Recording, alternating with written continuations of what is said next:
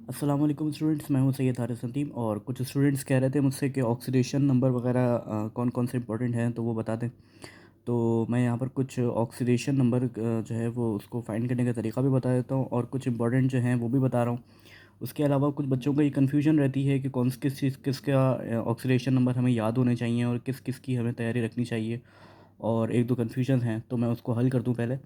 तो सबसे पहले तो मैं बता दूँ कि जो ग्रुप 1A के एलिमेंट्स होते हैं तो उनके अंदर ये टेंडेंसी होती है कि वो हमेशा एक इलेक्ट्रॉन लूज़ करते हैं, यानी अपने पास से निकाल देते हैं। तो एक इलेक्ट्रॉन का निकालना यानी कि इलेक्ट्रोनेगेटिविटी इसकी अगर देखी जाए तो एक इलेक्ट्रॉन निकल जाना मींस के +1 होता है। तो ऑक्सीडेशन स्टेट जो अगर पोटेशियम की आप देखेंगे तो वो +1 होती है, ये आपको याद रखनी होगी।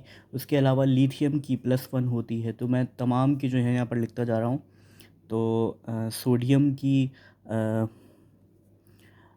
रेबिडियम, सीज़ियम और यहाँ पर फ्रेशियम।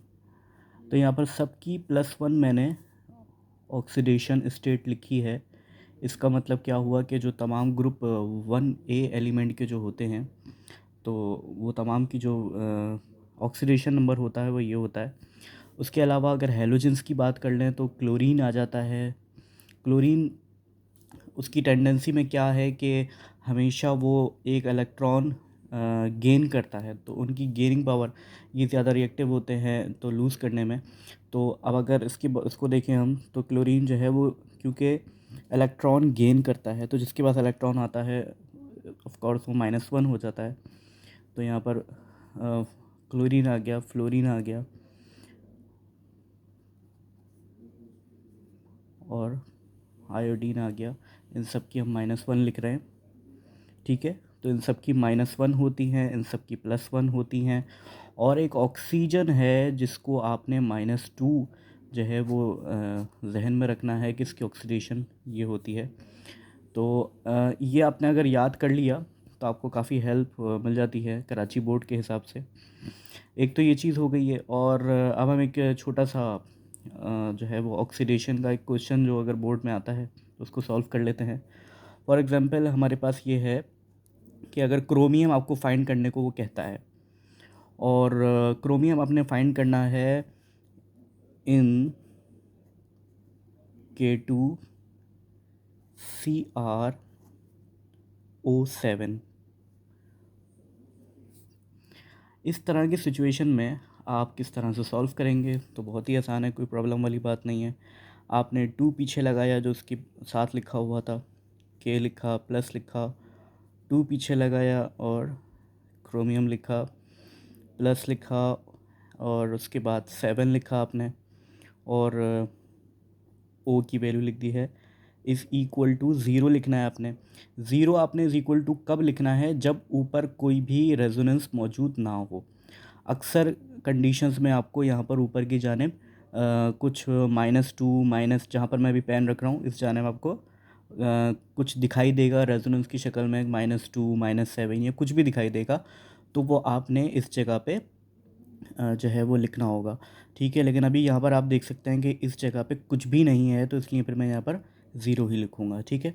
हमें फ़ाइंड किसकी करनी है, क्रोमियम की करनी है। क्रोमियम की फ़ाइंड करनी है, इसका मतलब है कि हमें बाकी सबकी मालूम होनी चाहिए। तो पोटेशियम की कितनी होती है हम उधर से देख सकते हैं, +1 है, +2 Cr लिखा मैंने, Cr क्योंकि अभी हमें मालूम नहीं है, 7 लिखा और -2 लिख दिया इज़ इक्वल टू, यहाँ पर ज़ीरो चला जाएगा तो 2 1 ज़ा 2 प्लस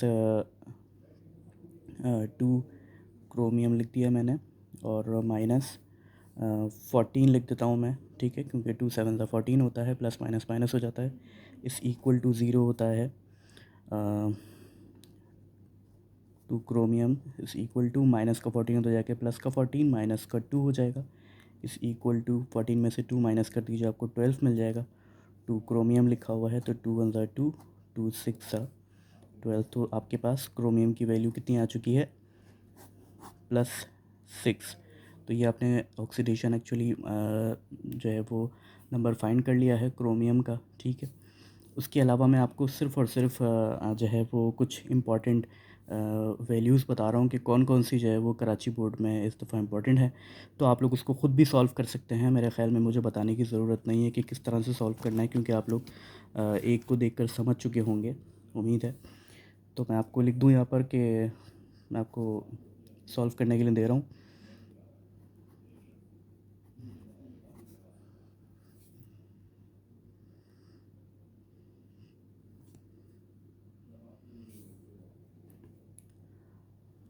तो आपको n फाइंड करना होगा।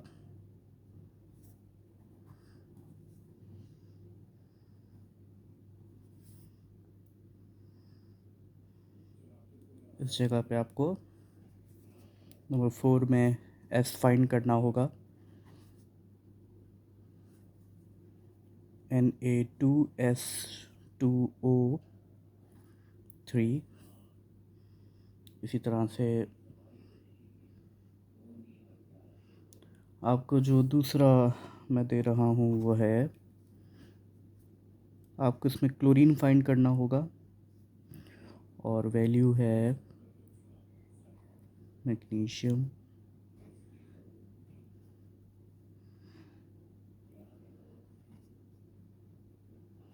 ये क्लोरीन लिखा हुआ है ब्रैकेट के अंदर, O4 लिखा हुआ है। इसके अलावा जो इस दफ़ा के लिए इम्पोर्टेंट हैं तो उनमें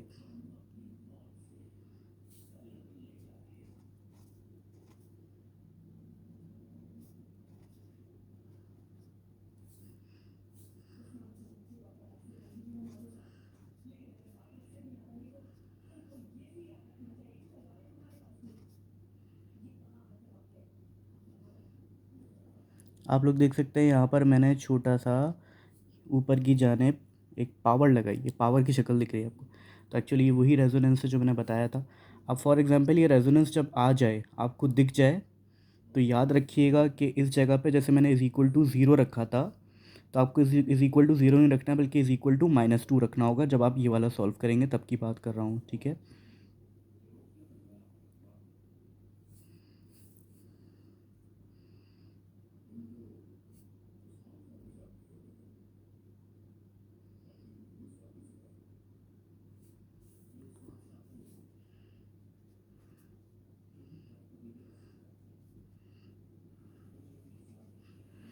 मैग्नीज फाइंड करना होगा तो MnO4, यहाँ माइनस लगा हुआ है।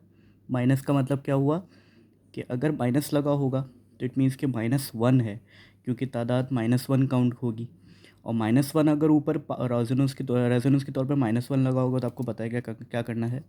इज़ इक्वल टू की जगह पे आपने इज़ इक्वल टू सॉरी बाद जो है ना वो ज़ीरो नहीं लिखना, बल्कि इज़ इक्वल टू के बाद -1 लिखना होगा, जो ऊपर रेजोनेंस की वैल्यू होती है, ठीक है। तो उम्मीद है कि आप इन क्वेश्चंस को सॉल्व कर लेंगे और सॉल्व करके आप इसको आसानी से ऑक्सीडेशन नंबर की प्रैक्टिस जो है वो आराम से कर सकते हैं।